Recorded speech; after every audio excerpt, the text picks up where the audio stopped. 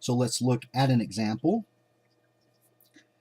The set of quaternion units under multiplication, or the group of quaternion units under multiplication, is a subgroup, proper subgroup, of the non-zero quaternions under multiplication, since the set Q sub 8 is a subset of the non-zero quaternions that is itself a group under the same operation as in the set of non-zero quaternions. Now, in this example, the set of the group of non-zero quaternions under multiplication is non-abelian. So let x and y be two non-zero quaternions, and suppose that the product x times y is equal to the product y times x. Then the real part of the product x times y plus the imaginary part of the product x times y is equal to the real part of y times x plus the imaginary part of y times x. Now, since the real part of x times y is equal to the real part of y times x, we have that the imaginary part of x times y is equal to the imaginary part of y times x. And this in turn means that the cross product x cross y is equal to the cross product y cross x, which is itself equal to negative x cross y. Now, this is true only if the product x cross y, which is equal to y cross x, is the zero vector, which in turn means that either x or y is the zero vector. In either case, the imaginary part of the product x cross y is equal to the imaginary part of y cross, or y times x, which is the zero vector. And so the center of the non-zero quaternions is the set of non-zero reals. And similarly, the centralizer of the subset Q sub 8 in the set of non-zero quaternions is also the set of non-zero reals, since only the reals will commute with every element in the set Q sub 8.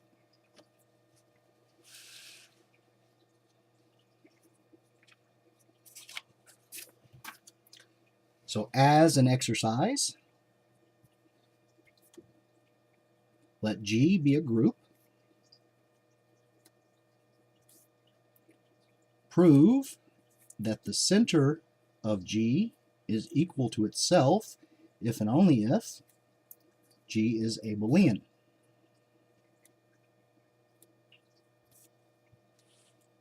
Okay, new definition. Let G be a group.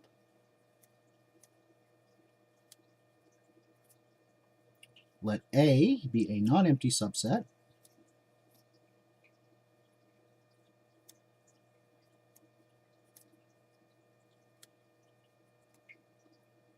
of the group,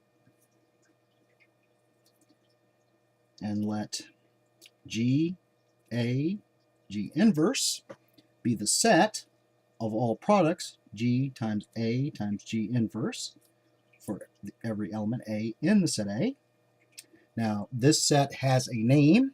It is called the set of conjugations of the elements of A by the elements of G. And we'll have much more to say about this set later. But for now, the normalizer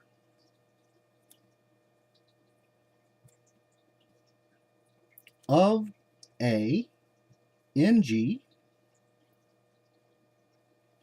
is the set,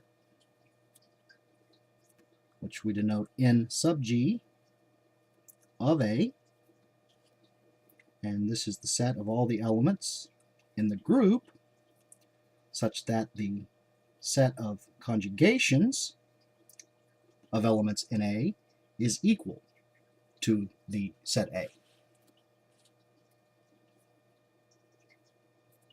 So notice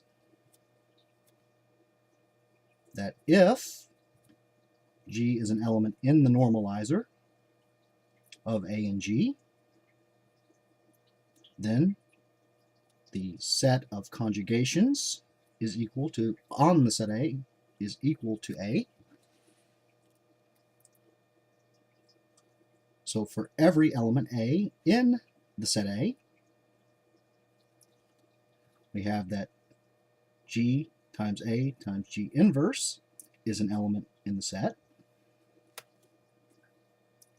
So there exists an element B in the set A such that G times A times G inverse is the element B.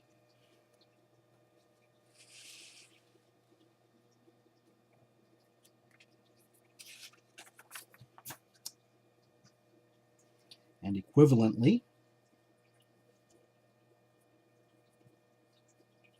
we have that for every element A in the set A, there exists an element B in the set A such that G times B times G inverse is the element A. So the normalizer of A and G is the set of those elements G in the group such that for every element in the set A, G times A times G inverse is equal to B for some element B in the set A. Now if this element B is equal to A, then G is in the centralizer of A and G. So the condition for an element to be in the centralizer is a special case for the condition for an element to be in the normalizer. And so for every element in the centralizer, that element is also in the normalizer. And so it is always true that the centralizer of a non-empty subset in the group G is a subset of the normalizer of that set in the group G.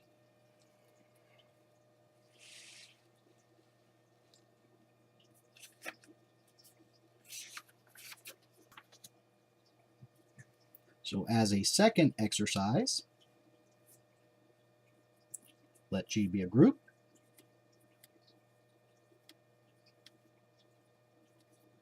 And let A be a non-empty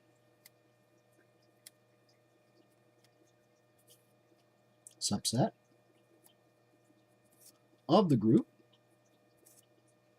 Prove that the centralizer of A and G is a subgroup of the normalizer of A and G, which is a subgroup of the entire group G.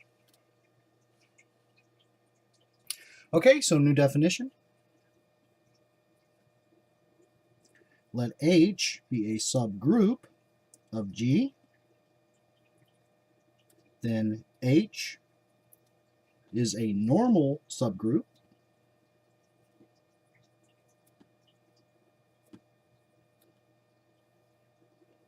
of G. And this is denoted this way. If and only if the normalizer of H in G is the entire set G. So notice that H is a normal subgroup of G if and only if both H is a subgroup of G, and the normalizer of H and G is the entire set G. Both conditions must be true. So let's look at an example that violates one of the conditions.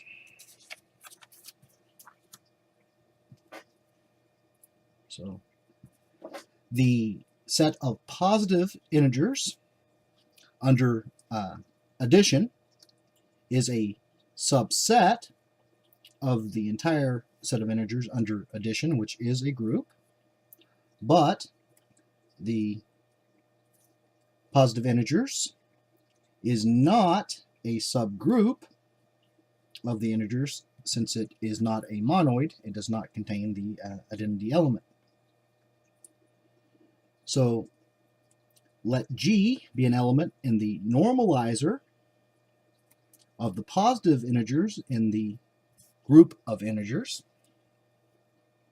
Then, for every element A in the set of positive integers, there exists a second positive integer B, such that G times, we'll use additive notation as this is an additive group, G plus B plus the inverse of G, which is negative G, is equal to A. Now, since the integers under addition is Abelian, we have that G plus the inverse of G plus B is equal to A, and hence B is equal to A. And so the element G is in the centralizer of the positive integers in the group of integers.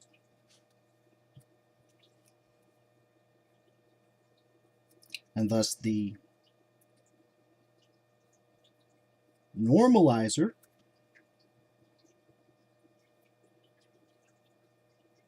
of the positive integers in the set of integers is a subset of the centralizer of the positive integers in the entire set of integers, since for every element in the normalizer, it is also in the centralizer. Now, since it is always true that the centralizer is a subset of the normalizer, we have set inclusion in both directions, so that the normalizer is equal to the centralizer.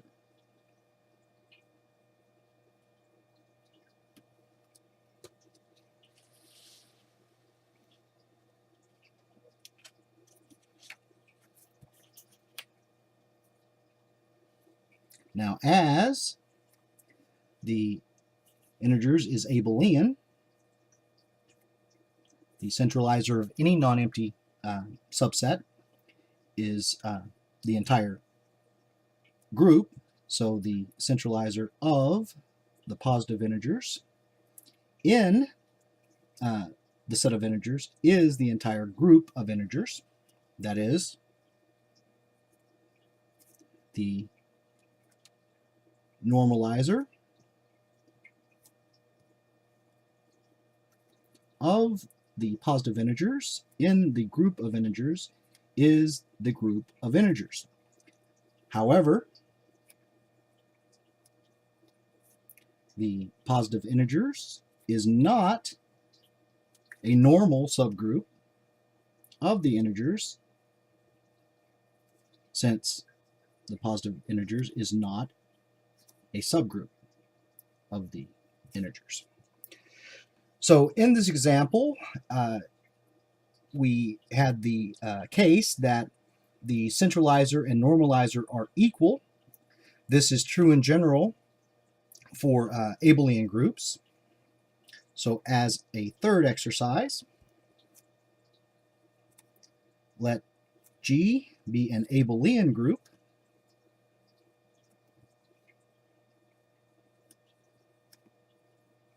and let A be a non-empty subset of the group. Prove that the centralizer of A and G is equal to the normalizer of A and G, which is equal to the entire group G. And we'll give the solution to the exercises in the beginning of the next lecture. Now, computing the normalizer of a subgroup is not always a convenient way to determine whether or not that subgroup is normal. And so we'll prove a theorem. Let H be a subgroup of G, then the following are equivalent.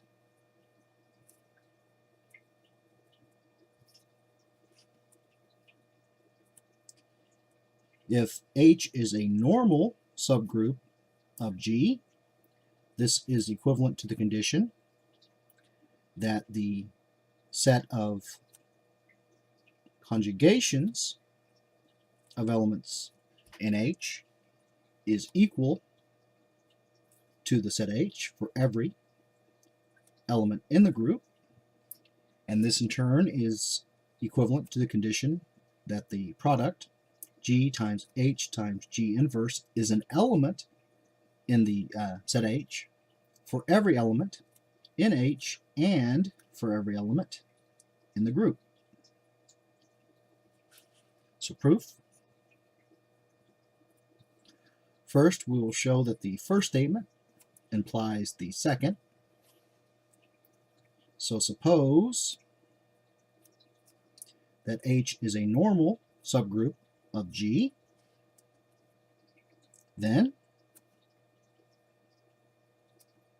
the normalizer of H in G is the entire group G,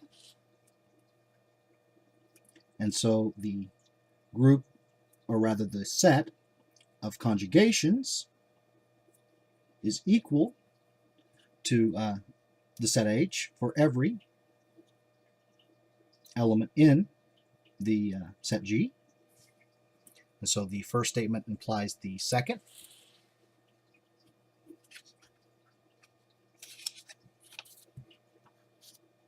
So next, we will show that the second statement implies the third.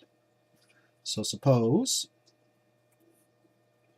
that the set of conjugations of elements in the set H is equal to the set H for every element in the group. Then, for every element H in the set, the product G times H times G inverse is an element in the set. That is, the product G times H times G inverse is in the set H for every element H in the set H and for every element G in the set G. And so the second statement implies the third.